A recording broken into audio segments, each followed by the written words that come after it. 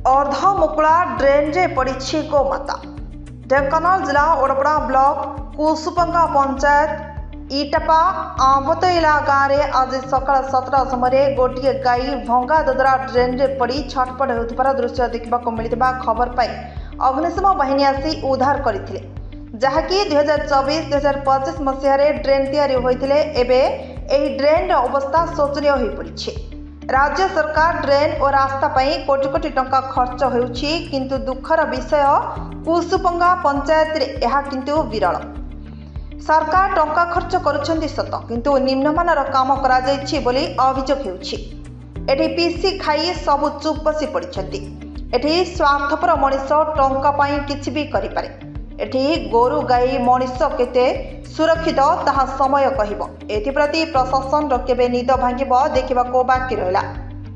कंटा बणियारू जलधर स्वाईं को report, Now Odisha news.